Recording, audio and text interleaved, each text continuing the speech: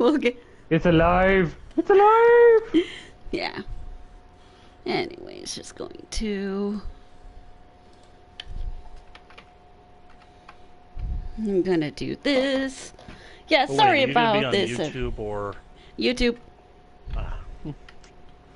YouTube!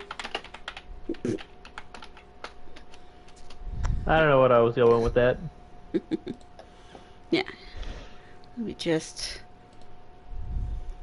Give me one moment as I am, because as a reminder, the main reason why our thing did not work properly last time was because for whatever reason, then despite the fact the game is supposed to be cross-compatible between the PS4 version, the PS5 version, PowerWash Simulator would not work properly unless it was specifically the PS4 version. And that's why we plan ahead for these things. Yes.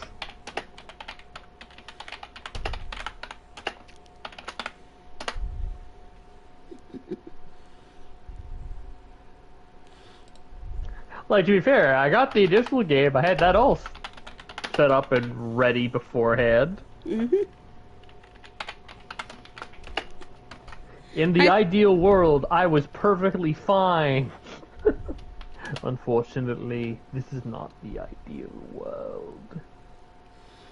Yep, just give me a moment here. Just making some quick announcements. And then we'll get going. And yes, the pun is intentional.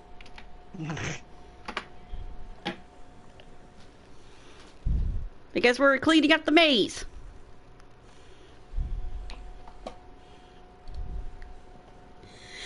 Anywho, after that little bit of shenanigans, hello everyone, welcome back to PowerWash Simulator, the Tomb Raider edition. Last time, it was a very short job. We were cleaning up her Jeep and her boat, figuring out where she got those things, and me being a silly little Kitsune and forgetting that opening doors was a thing. And of course, once again, I'm here with the always eccentric Mr. Chaos. Yellow, yellow. And the always fearsome Linkzilla. Hello, everybody. But that's not a color. Yeah. And as you can probably tell by the little story at the beginning while I was like trying to set everything up, we're going to talk about what I call little gaming oopsies. Among other possible topics today. Anyways, the job today is the Croc Manners Maze, hence the pun in the title. Thanks to you, preparation for my charity fundraiser are right on track. But a sudden revelation hit me. Partygoers are drawn to a hedge mazes like moths to a flame. Once we cut it all back to manageable size, the contents are still a bit filthy and therefore a threat to all the immaculate evening gowns and tuxedos. I prefer our guests to have the highest bids up their sleeves, not mud and lichen. It's a tricky job, but if you give... Oh, excuse me. But if you could give it your keen attention, it would be a huge weight off my shoulders. I know you'll do an acceptable job as always. Lara. Considering she's been keeping an eye on me when I was cleaning up her training course, I'm not surprised. And then, of course, once I get this started, I'm going to attempt to get Chaos in here to help me out to make the job goes a little quicker. Yep. Let's hope that it works. Jinx, one of you guys owe the other a soda. Well, I don't drink sodas anymore. So, All right. Co-op. Confirm. Waiting for the invite friend button to pop up.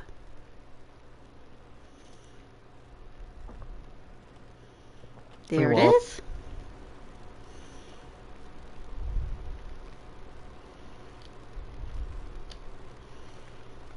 And sent the invite.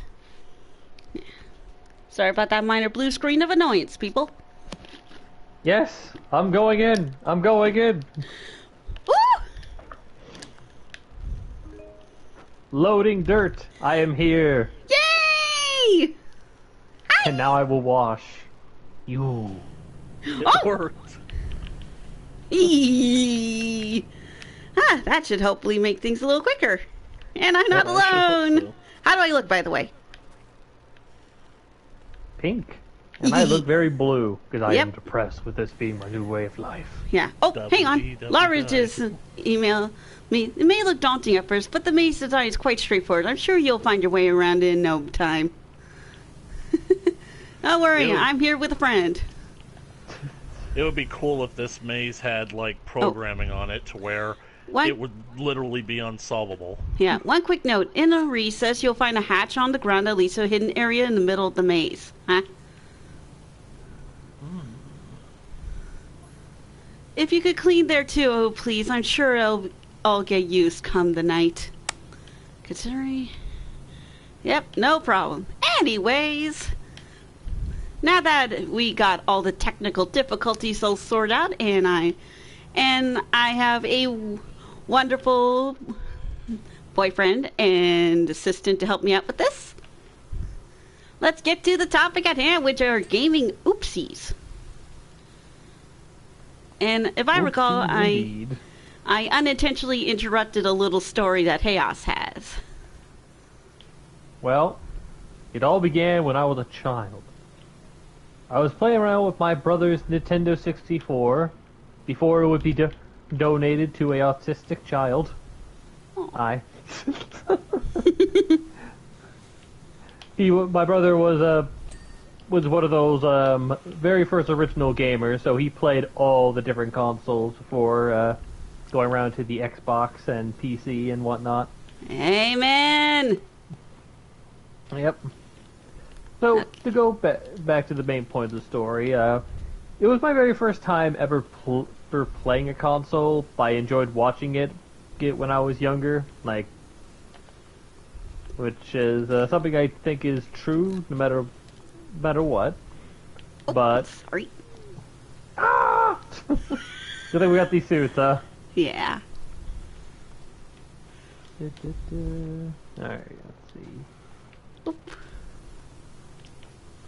Anyway. I'm like Solid Snake with how I go. Yeah. But anyway, I could play the controller not just backwards, but also upside down. Really? Yes. I don't know why I did it like that, or how I managed to do so well, but it did lead to very funny scenarios, like that one mini game where everyone is backwards in, or like where the controls are backwards in Mario Party. For whatever reason, I instinctively am able to do it the right way around. Oh man. You kicked our butts with that because you had the crazy controller upside down. That really is incredible because, like, the Nintendo 64 controller, back when they were first starting to understand what the controller needed for 3D gaming, I'm pretty sure that it's what inspires, like, the belief in people who don't understand gaming controllers that they're just too complicated to actually figure out. Yeah. Anyways, do we have a footstool out yeah. here? No, it must be in the maze. Okay. Wow.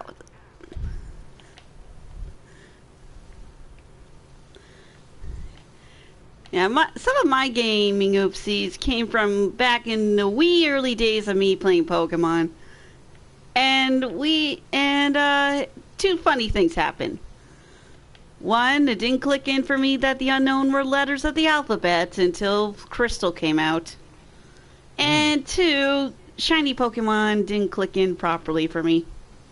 Well, like, depending on, like, what game you ran into them, like, they would be so barely noticeable, wouldn't it? Yeah, well, this was the first games that my sister and I ever played in Generation 2, where all the color was happening, or at least started, was Pokemon Gold. Ah. Yeah. Yeah, and of course the whole Red Gyarados thing didn't properly click in or anything. with it being a shiny. Yeah, I honestly thought that basically, like, the reason that the Gyarados was red was because Team Rocket had, I don't know, forced it to evolve from a Magikarp by doing some unscrupulous means, and it kind of retained that Magikarp red color. I had no idea that basically it was the series literally introducing shiny types as a concept. Yep. Yeah, also, Chaos, if it helps, occasionally it's a good idea for you to, like, press on the, right D-pad to see all the dirt that you may miss. Got it. Yeah. I gotta say, you're doing a great job already. But yeah, anyways, like I said... What can I say? I have years of training through Mario Sunshine. Oh yeah, now there's a fun game. We all three of us can agree to that. Oh yes, most definitely. I want Flood to come back more than Smash Brothers. Basically, kind of, yeah. Oh yeah. Thinking about basically getting into the modded scene, playing like the modded versions of Mario Sunshine. Like the things that I've seen, like Super Mario Sunburn, it looks awesome. Sounds like hard mode.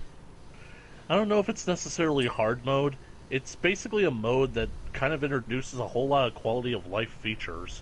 Okay. Anyways, another occasion where the shiny thing didn't click in was that my sister was playing Crystal once and she found a shiny Tangela. But we thought it was like a glitch or something because it was bright green. So she made a feint for the experience. Little did we know it would come back to bite her in the rear when a shiny Poochyena decided to pop up before she had Pokeballs. Oh my god. Trust me, that happened to me once. If I recall correctly, it happened to me once in, I think, when I was playing the Ruby emulator. I know I never actually ran into a shiny before in my life, before Pokemon Legends Arceus, ironically enough. Oh, yeah. It was the balloon Pokemon. I forget its name off the top of my head. Drifloon, yeah, you got Drifloon, yeah. You got yourself the Drifloon. I felt so happy for you. Yeah, unlike normal Drifloon, which is purple, shiny Drifloon is bright yellow with blue. Making it even more, like, alluring for little children. Great. Well, it certainly lured me with those colors, so... Yeah, and you caught it before it caught you. Indeed. Yeah, and as for the unknown letter thing, I always thought that they were, like, very interesting shapes. Like, the K was a fish, and the A was, like, the Eiffel Tower or something. I'm surprised. Like, literally, the moment that I saw them, it's like, I was thinking, they're literally turning alphabet soup into Pokemon now. Well, in my defense, I was a kid. Arceus, the god of all Pokemon, really just wanted to be able to say hello without threatening the population before the psychic types were invented. So he created the unknown. Then he created psychics, so that way he didn't have to rely on soup in order to deliver his proclamations. Yeah. Giratina still got salty at him for that. So, did the realization come for when you finally watched Pokemon 3, The Spell of the Unknown? No, it came through Crystal. Yeah, my dear sister was the one who figured it out because of those special chambers. Ah, got it. So it took you the Star Fox character in order to figure it out. Oh, hey! You got your first ding! Woo! Woo! Here, I'll just... So, yeah. After that, I paid more attention to the unknown, and I even used them for a message in this crossover story I had, which I need to find, like, more Pokemon trainers for if I ever want to get that continuing again. Trust me, I found the sprites online and I decided to use them to make this like special magic spell message thing. That's kind of cool. Yeah, lots of people had done use the unknown letters for like special secret messages and whatnot. Okay, this is getting annoying. I'm going to go into the maze a little more to see if I can find the footstool. Alrighty. Don't get lost now, otherwise that means I'm gonna have to find you, and then we'll both be lost. Just remember, if you find a fire axe abandoned, it's likely that you're going to run into a skeleton. Yeah. Whoa! But I like Jack Skellington. Not that Jack. Sir Daniel Fortescue at long last. No, not that Jack either. Oh, finally get to run to Papyrus then. Well, good news, the maze loops. Well, that's good, because I was hoping that there was going to be like some kind of algorithm that basically changes the maze every single time you turn a corner, so that the maze could potentially be endless. Yeah, no. Okay, it looks There's like... a lot of space out here. Yep. Okay, it looks like this is one of those types where jumping is a thing. In order to get some of those higher nooks and crannies, there's no footstool. Anyways. Have you had your own little gaming oopsies that you sometimes look back on and laugh about, Link? So many to count. Honestly, I think that What? Lara's messaging me. Some of my fondest childhood memories involve the hedge maze. Aw. The butler got lost in here once trying to find me. As soon as I could Unfortunately, walk, he came my back out father of the would kitchen. plop me in the middle of it and leave me to find my own way out. Excuse me, what?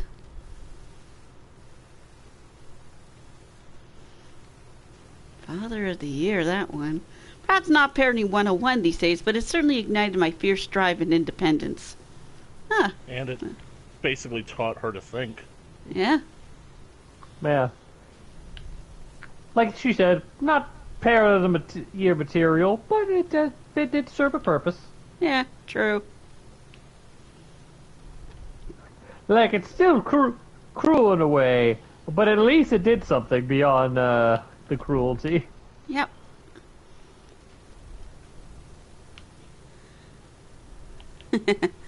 Anyways, well, what's one that you can think of up at the top of your head there, Link? Little oopsie.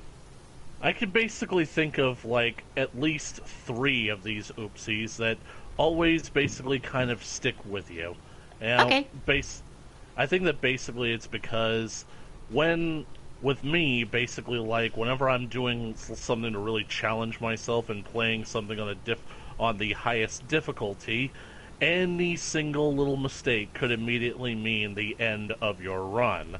Like, for example, a few years ago, when I was basically really into playing Outlast, and basically, yeah, I decided to try to do the entire game on insane difficulty.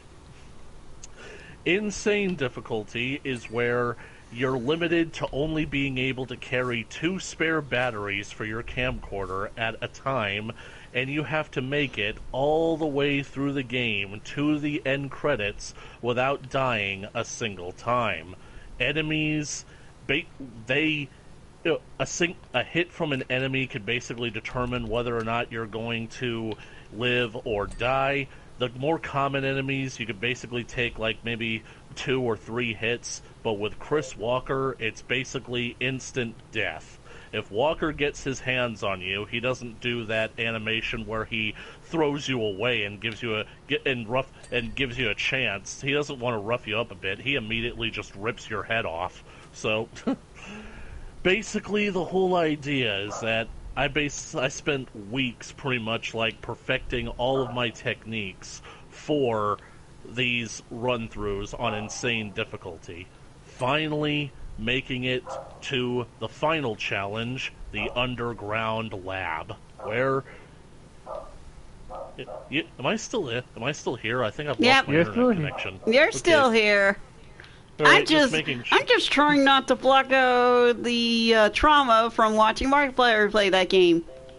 Yeah. So, Oh but God, anyways, the Traeger level. the Traeger level. That's the level, ironically, where I really got the most invested. And the Traeger, honestly, is one of the places that gave me the most difficulty because it seems to be the glitchiest part of the entire game. It could end a whole lot of runs, but this is the point that I think was the most painful because I make it to the underground lab and Walker has been defeated once and for all. Unfortunately, that leaves another challenge that's standing in your way, the hardest enemy in the game, the Wall Rider. And the Wall Rider now knows that your mission here is to kill it, so it's got to stop you no matter what it does. And unfortunately, I was gearing up for the final section where you have to run all the way across the underground lab facility to finally disable the life support system for the Wall Rider. I basically was planning to make a jump off of a railing, and then basically try and get myself going. I come to an area where I have to slip in between these two large vats of chemicals in order to keep going, but unfortunately I must have mistimed or not been running at full speed. Maybe my shift button didn't work. Somehow the Wall Rider caught me, and it was literally right at the right at the very end of the game. This final chase is effectively the final boss fight. How I nearly tore my hair out because it had taken me weeks just to get to this point after several playthroughs, and I was so close to the end, it was literally the definition of trip at the finish line. Ouch! That is ball hockey. All the ball hockey. Yep. But that's just one instance of how that could potentially ruin the day. Another story that I basically could immediately recall is when I temporarily went completely insane and thought it would be a good idea to try and do Doom Eternal on Ultra Nightmare. Because it was basically 2 weeks after the game had first come out, and I was seeing so many other Let's Players basically submitting videos saying that, oh, I can beat Ultra Nightmare in 5 hours, and then they started slowing the gap. It's going from 7 hours to 5 hours to 3 hours to 2 hours, and I'm thinking, wow, these people are insane, but I gotta give it a try. Because you know me, I'm basically looking at that golden Doom Guy armor skin, and I gotta have it. I've got to have the golden armor. So it's an ooh shiny moment. Really was an ooh shiny moment, but Ultra Nightmare takes no prisoners. I basically said that in Outlast, any single mistake could potentially cost you the game. In Doom Eternal, a single mistake will cost you the game. Oh yeah, one screw up and it's game over and you have to start from the beginning, don't you? Pretty much all the way back to the beginning. No weapons and basically just have to do it all over again. Because I think that it's honestly a bit on the cruel side considering how much health and armor an enemy's attack can drain from you. So if you're basically not 100% controlling the flow of combat, it's going to chew you up and spit you out. So, it basically was by the end of the second week that I had been doing this, playing on and off. I was confident because now I had a few days off from work, and I was basically going to sit there and devote as much time as I needed to in order to finally beating Ultra Nightmare. I make it all the way to Necroval Part 2. Necroval is basically one of the last challenges before you get to the penultimate level, because after that, it's going to Urdak, which I think is pretty straightforward, where you fight the Con Maker, and then the final level, where it's Final Sin, and you fight the final boss. Now, the final boss is definitely, nothing to basically gawk at. That is basically, where you gotta be careful, but the point is, I make it to Necroval. I basically make it like almost all the way to the end of the level when a crucial miscalculated error leaves me open for attack. I get swarmed by a whole bunch of enemies, and the run is over. Oh.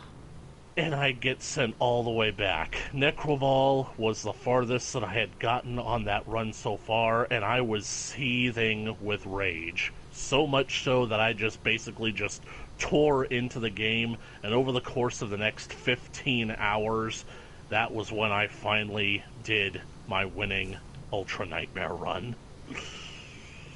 Nice. And the worst part about it is, did I mention that all of this was during a heat wave and the air conditioning in my apartment had gone out? Oh no! I've heard of getting heated, but that's the worst way of it happening.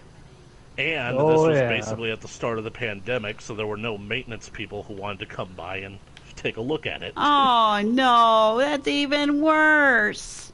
Very. So, basically doing the Ultra Nightmare run was so mentally and physically taxing that it's like, oh my god, how could I do this to myself? And I never wanted to do it again. Like, having that golden armor just to show off the fact that I actually did it, I think that that's pretty much good enough for me. Yeah, anyways, many ancient labyrinths and mazes were devised by priests and mystics. Yeah, no surprise there. I've had my fair share in other places. They were meant to be symbolic of pilgrimage, representing the winding path to enlightenment and salvation. Makes sense. The more you know.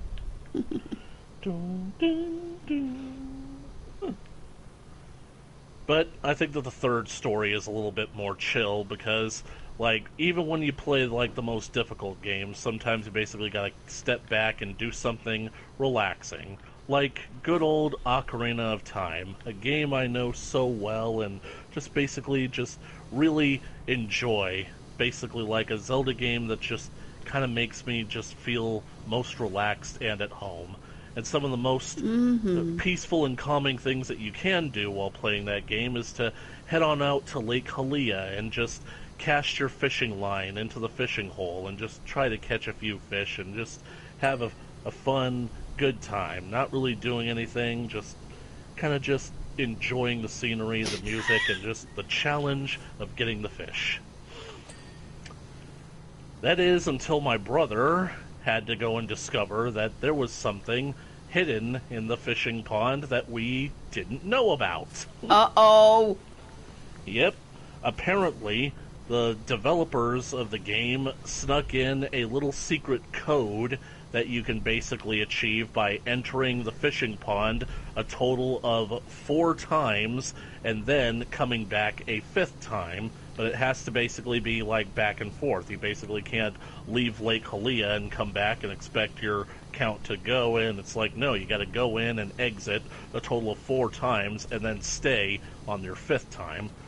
Apparently doing this causes a very rare and very special hidden fish to appear somewhere in the fishing pond, something known as the Hylian loach. Basically this long and slender looking creature that has a kind of stubby little tail and a little particular bullseye pattern near the end of its backside, and for some reason this fish rises up to the surface to take a breath of air. And you can tell that it does this by watching the animation. It rises to the surface and you hear this little sipping sound like it's taking in air, this little kind of like that. But this thing is very elusive and very hard to catch, very temperamental, and very, very stubborn.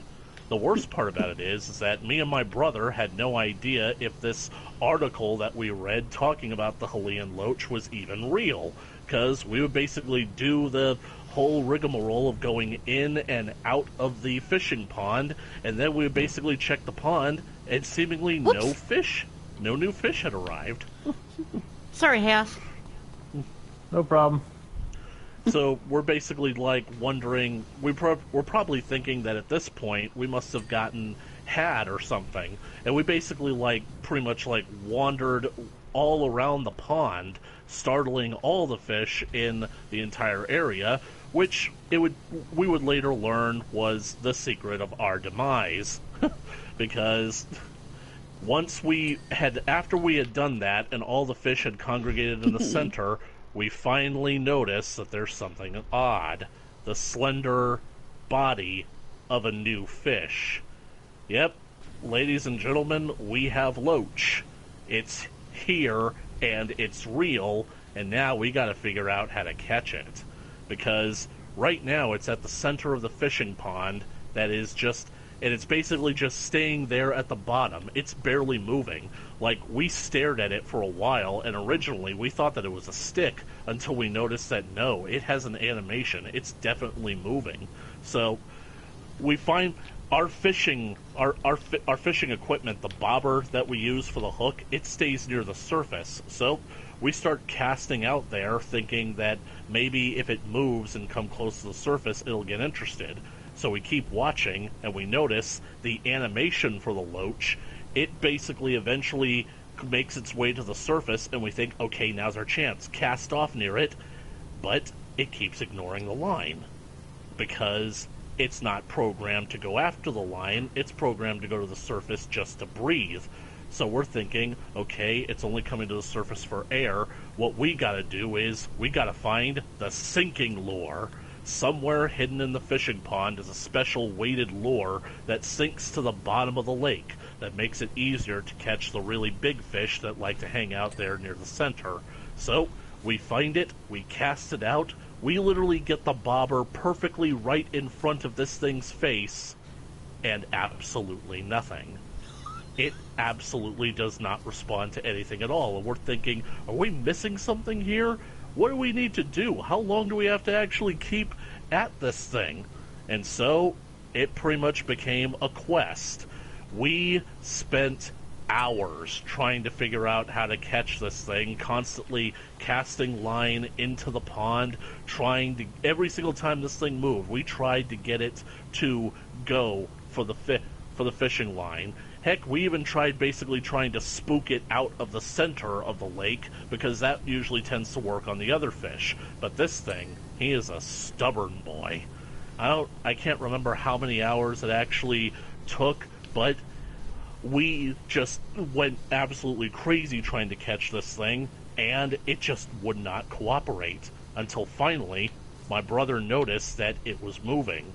It was moving out of the center and swimming kind of closer to the shallow areas. So, thinking quickly, he casts off his line right in front of it in the path that it's moving, and he kind of wiggles the sinking lure a bit, bobs it a bit, and the fish looked at it.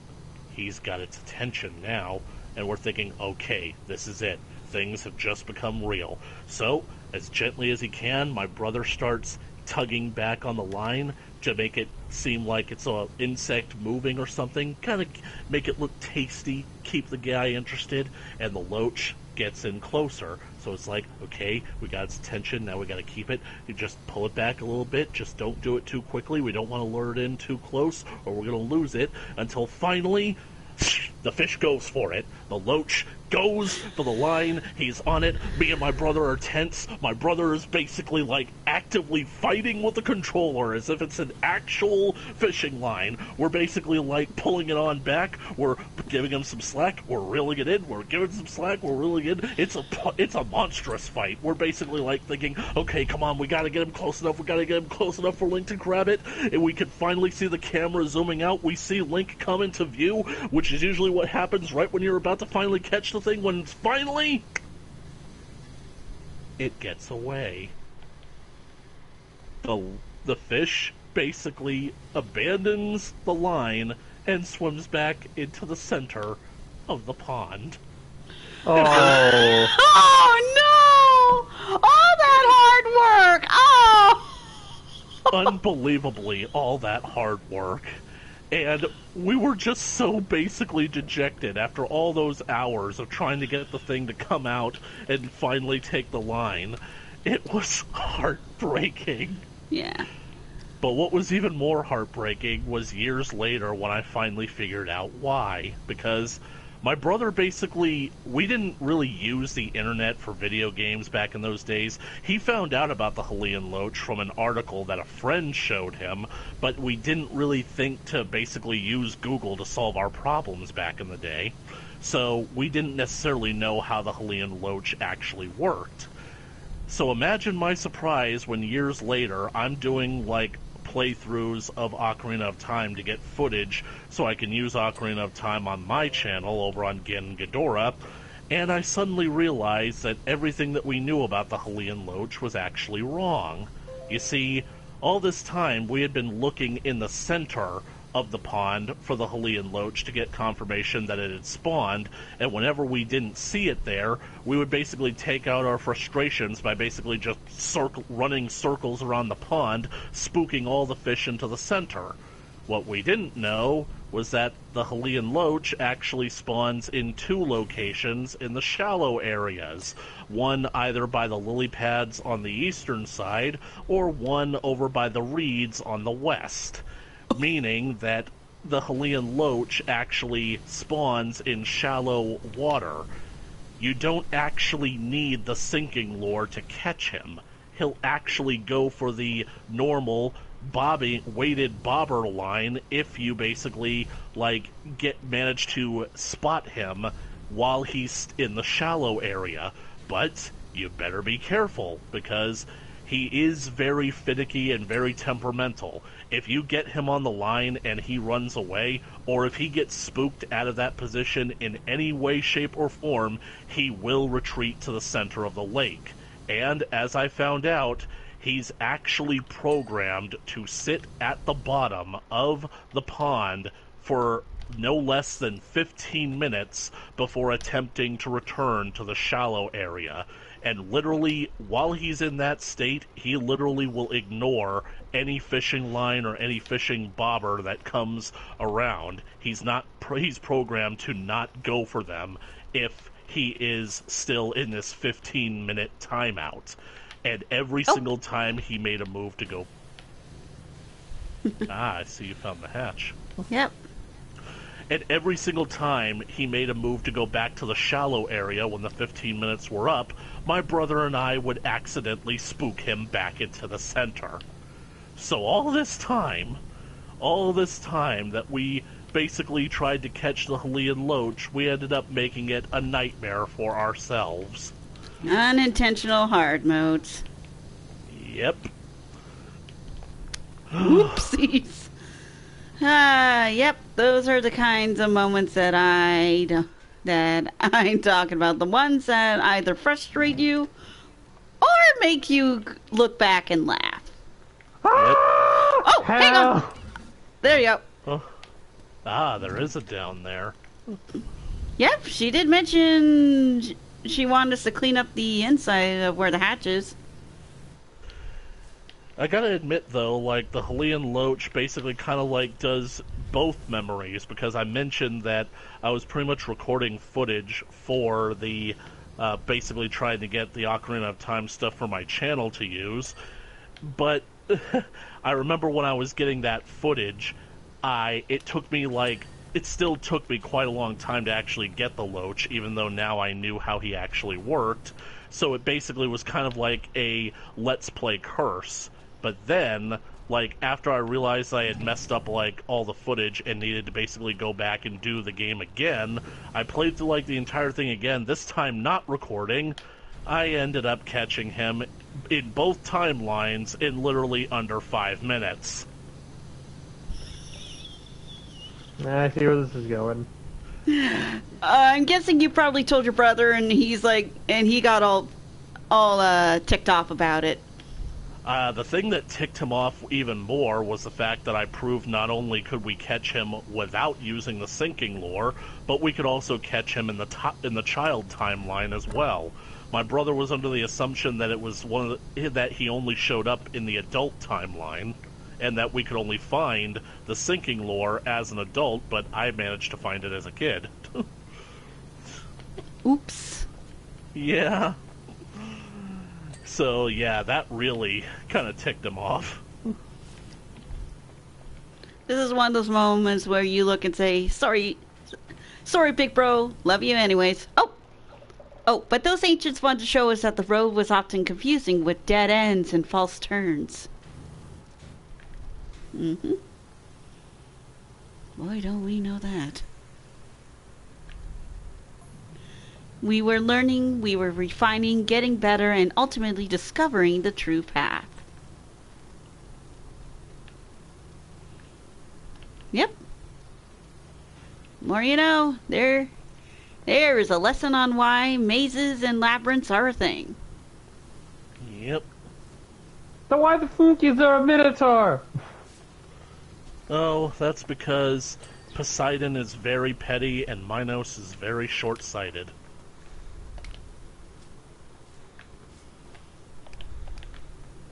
And another reason why, even if you are a king, you should really keep a closer eye on what your wife is doing. Mm-hmm. Greek mythology, it is messed up.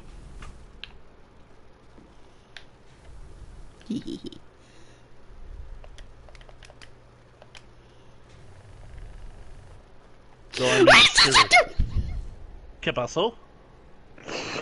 Watch the stream. Whoa. A golden gnome. And here I am putting down my initials on the maze center floor. You ruined her concentration. Well, we found the ultimate treasure, the golden gnome. So we have to keep it, right? I'm sure it'll probably pop up somewhere in the shop later.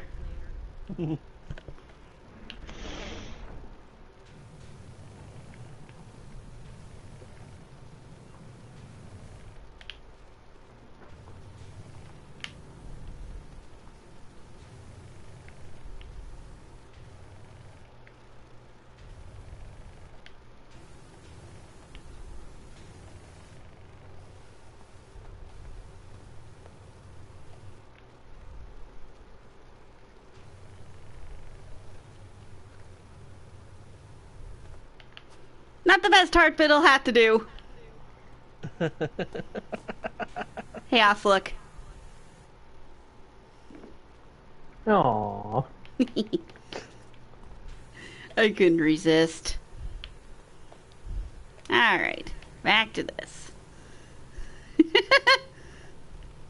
Thankfully, made with water, easy to clean up, and no one's the wiser.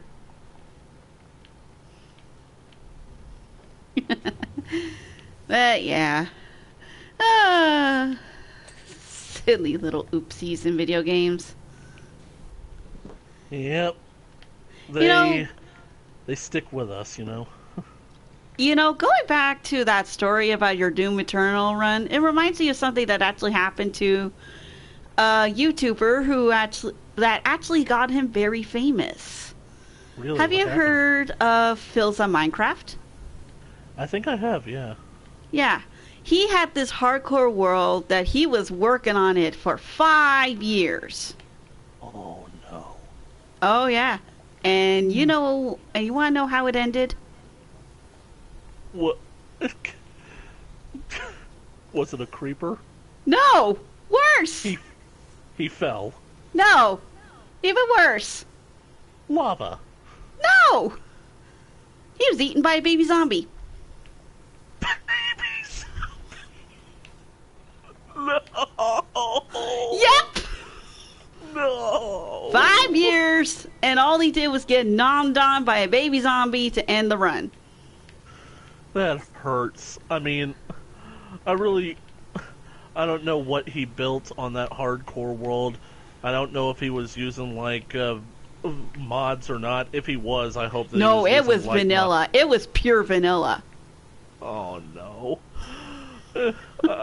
I don't think that I could do a hardcore world without having at least Lightmatica, because then you could take schematics of everything that you built and rebuild them on another world. Yeah, so yeah, no. Philza did it all by himself made like different worlds and different places in the different realms and biomes, and all it took was a little baby zombie gnawing on his ankles for it to end. And he actually did this in front of like no more than 10 people. But word got around so fast that it boosted up his fame.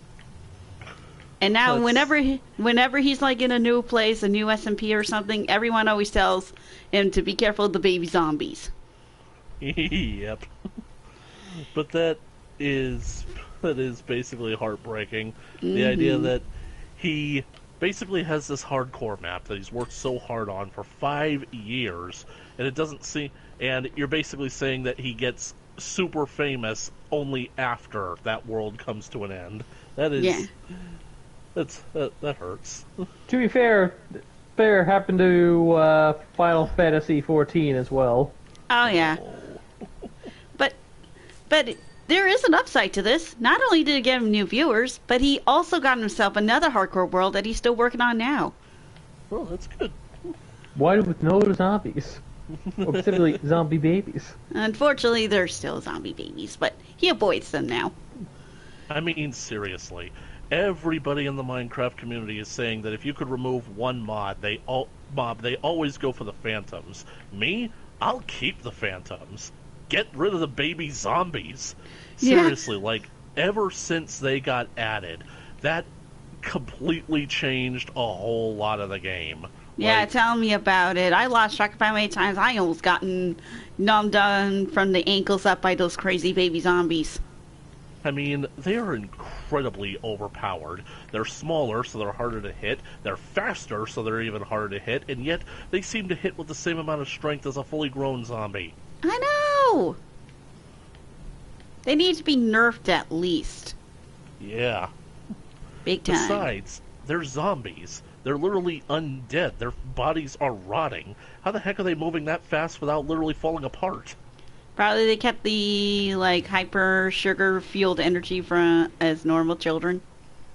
Yeah, but still, like, I think that basically, like, a jet engine is still basically powerful, even if given the right fuel, but if you basically put it in, like, I don't know, a casing that's made out of, like, the shoddiest materials, those materials aren't going to hold together. Like, if it goes as fast to its full capacity, it's going to fall apart.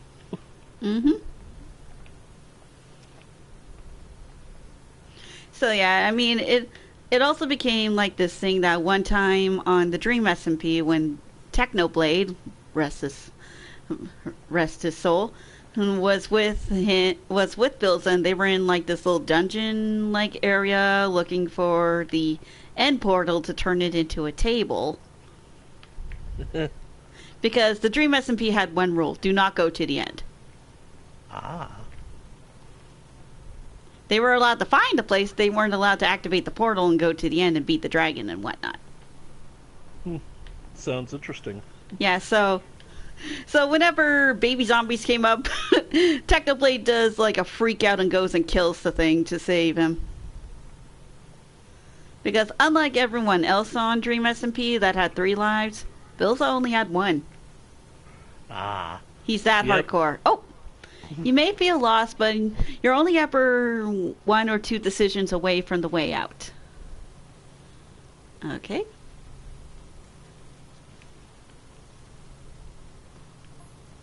Mazes teach us to be patient, to be mindful, to be calm and centered.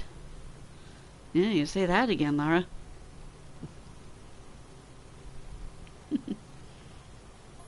This is more philosophy lessons from... Oh, they teach us to be better learners. You said it. I guess that's why you always get yourself in these in these mazes and whatnot. That is another life lesson from Lara Croft, everyone. Yep. By the way, remind me, how do I turn the nozzle again? Oh, L2 or L2. There we go. You're welcome.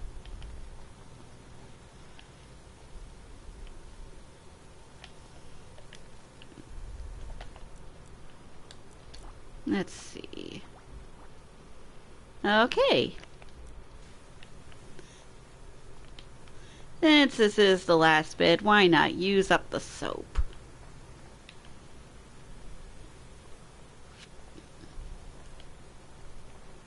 It really is. I think that like hardcore is basically kind of like opening up opportunities for different styles of gameplay. Because it's like you mentioned that basically like the Dream SMP, they had multiple lives in the hardcore game, and I'm assuming when they run out of lives, that wasn't hardcore. That was only Phil's thing. That was hardcore.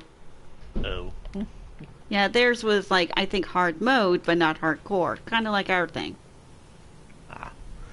Well, I basically have noticed that over on some of the members of Hermitcraft, they set up like this other server, basically called the Life series, where basically every single time they do like a new season, it's like a new challenge, where they basically are doing a hardcore world, and they have, I think, different kinds of challenges in regards to how many lives they can have, or even more interesting, like how their lives can be like drained. Let me explain. Sometime last year they did a series called Half-Life, where the players in the world are completely even, so every single player gets paired up with a literal soulmate, where if one player gets hurt, both players feel the damage. Oh yeah, I saw some of those kinds of videos with S Major or Dang That's a Long Name. Yeah, and I think that it's like a really hilarious and awesome concept that really kind of just ups the challenge factor of an already difficult hardcore world, because now you got to basically put your faith in how much you're going to play in this world, and if you're going to win the game, the competition, in the hands of someone else. Mm-hmm.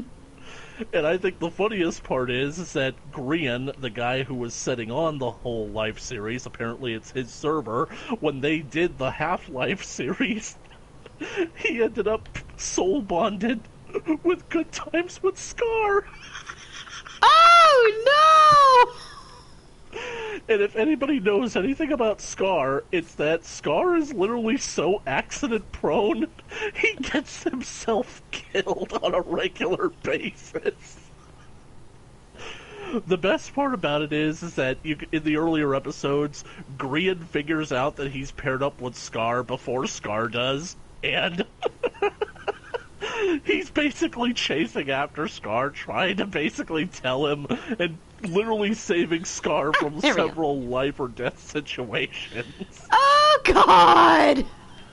And every single time Scar wanders away, Grian is like, I swear to God, it's like keeping up with a child. It's like that one scene from Heavy Rain at the beginning where like Ethan is just trying to pay the clown to buy the balloon, and the child Sean just immediately just wanders off until he's outside of the mall and on the other side of the street.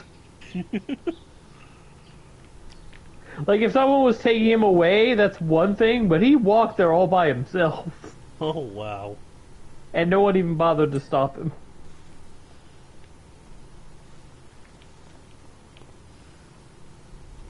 Jeez.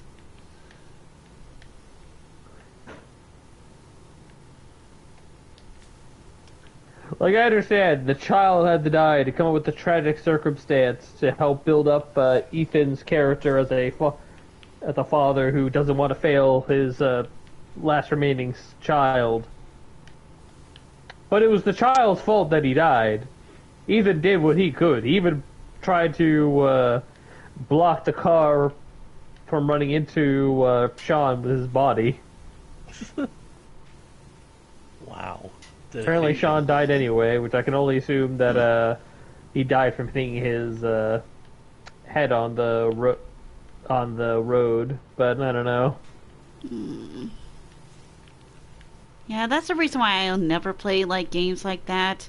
I'm very easily emotional. Yeah. Heck, I cried to a good chunk of Final Fantasy XIV. She likes crying. Sometimes it's okay to cry.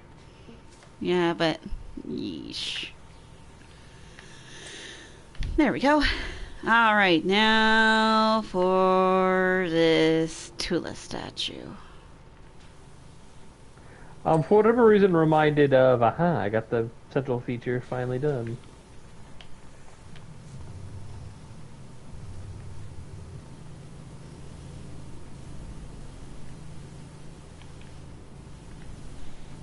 Whoop. Can't clean up the dirt in the world without getting a little bit clean. Yep.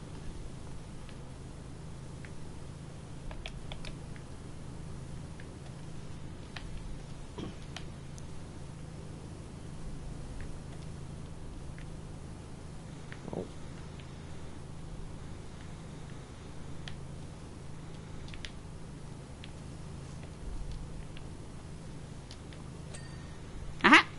Now for the other statue.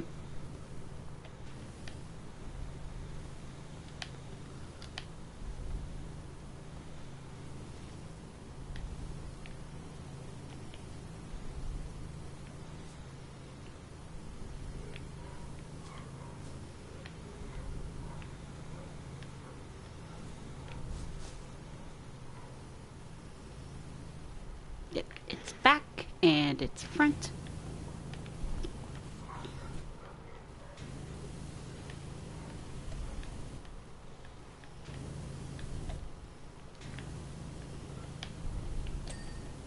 Alrighty.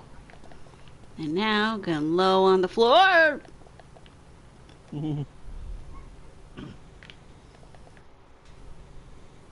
This darn statue is messing me up when I'm trying to get the floor cleaned up.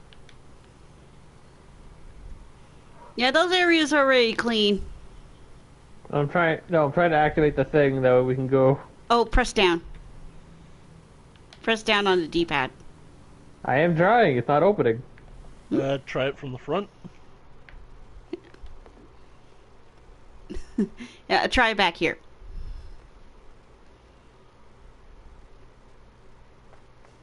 You try it. Got it. Alrighty. Now let's go, Nomi. Away. You go ahead. I'm gonna finish up back here.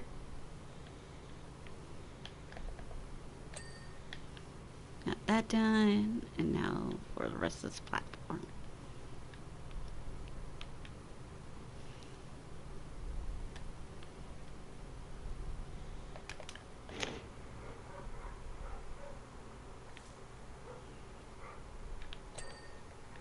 Oh.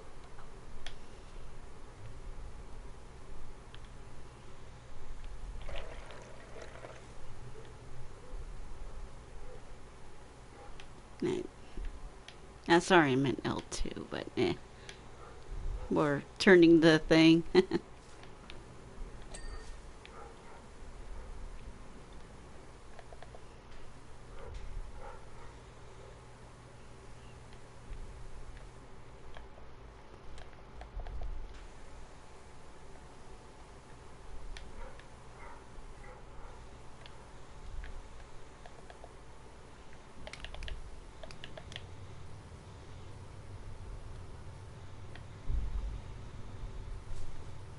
Always have to be the ones that's like in the bushes. Of course it is. And here I basically was thinking, how did Laura expect us to clean the hedge maze? Got it. Alrighty, so there's still some things that are still needed. Like the blue flower stone bench and the green flower pergola posts. The maze center stone banisters. Okay, I already got one of those clean. Wow, red flower pots, flower bases, stone bench, stone decoration base, and stone decoration plinth. Yeah, there's still a few things we haven't. Let's see. By the way, look right of the trapdoor. What the?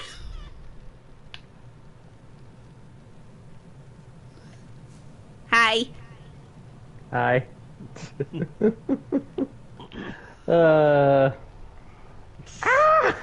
You're pushing me away. So are you!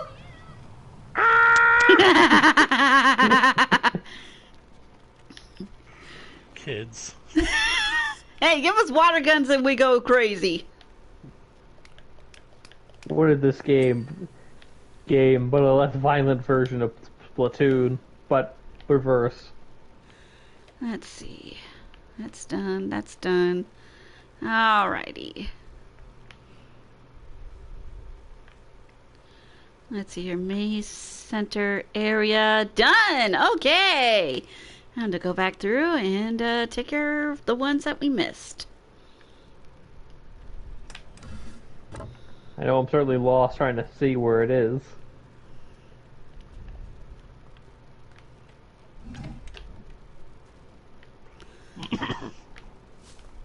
We'll see if we can find the red flower area at least.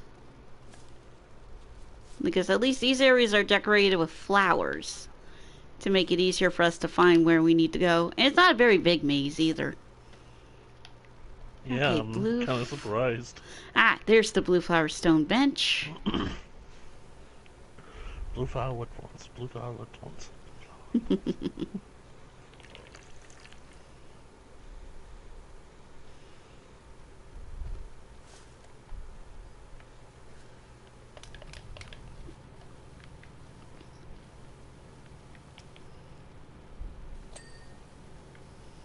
Aha! Nice work, I heard that ding. Yeah, I got the pink flower archway. Sweet. Oh, blue flower bench is done. Alrighty. Yay.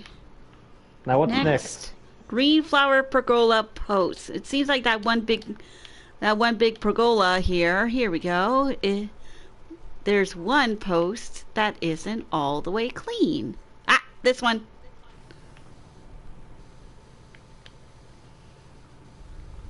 I got it. Got it. All right. Now what is left? Okay, there's the red flower pots, and its bases, and the stone bench that's not quite clean. So back at the entrance. Alrighty, let's go.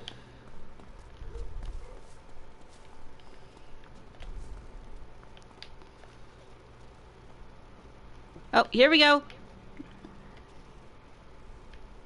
Chaos? Yeah? Where'd you Where'd you go? There I am.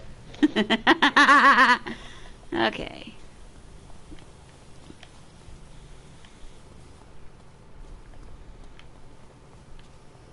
Okay, it's not this one, so it's probably this one.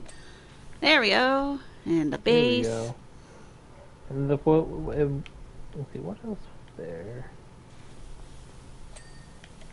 Ah, there we go. Then there's the stone bench over here. It's most likely at the back. Yeah.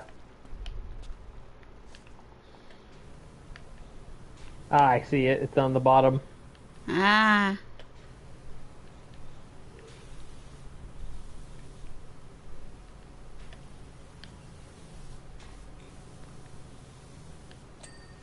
Got it? Here we go. Alright.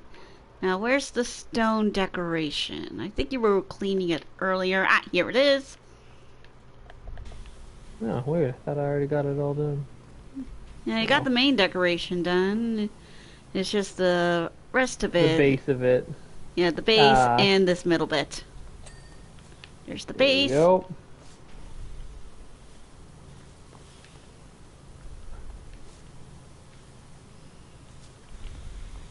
How dare they make these? Got it! Aha! That should be all it. Yep. Look at us go! Woohoo! There's only one thing left to clean. Ourselves? Yes. Okay. Alright. Thanks to you. Wait 1 second. Hmm? Yeah. Anyways. Okay. Yeah. Keep going with the reading. Okay.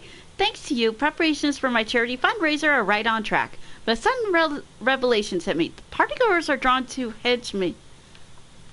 Huh. That's already done. Yeah. Weird. By the way, take a look at this. Huh? Take a look at me. Oh, yeah. Oh, wow. It's like you're all... Okay. Anyways. Where'd you go? Ah, there you are. I'm Oh. all set and ready to clean. Oh. Yes, you are. I thought it would make me look like I was holding it differently. Yeah. Oh, Link? Yes? Don't be mad at us. Because the What next is her treasure room. And involves a model dinosaur. Oh, that looks cool. Yeah, so that will be next week once I'm no longer quite as scatterbrained. Because if I recall correctly, my co-host here... Hey, I'll get you. Thank you. Yeah, my co-host Link has something to do at around 4, and if we started now, it would be going on for hours. Yeah, it's sorry to basically like cut this short, people. I mean, Yeah, they did no, a very good job. understandable. It was pretty fast and quick, but then I realized yeah. that it had already gone for an hour. Yeah, it's gone for an hour, and on top of all that, this one's a $300 job. And if we remember, the last time it was a 300-hour job, it took me almost 3 hours. So, Chaos and I will be taking care of that treasure room next week. And don't worry, I'll be sure to set my alarm and not go for a sale on canned fruit juices before stream. Yep. Yeah, that's what happened, people. There was a sale on fruit juices over at the Shoppers. Ugh. So yeah, I'd like to thank Chaos for coming me and helping me get this done nice and quick. As always, I'm glad that I was able to finally play the game this time. Yeah, fun, ain't it? Oh my god! And you brought the golden gnome with you. Yep. I'd like to thank Link for joining in for commentary and for providing us a lot of good stories and things to talk about. Oh, I'm always happy to share. And remember, the real magic you have, everyone, is your imagination. And the golden gnome. And the golden gnome that we got from doing some excellent teamwork. I have to say, the devs certainly know how to make things quite funny. Just Bye, be everyone. careful around gnomes. They steal Yeah. your shoes. Yeah. Bye. Bye.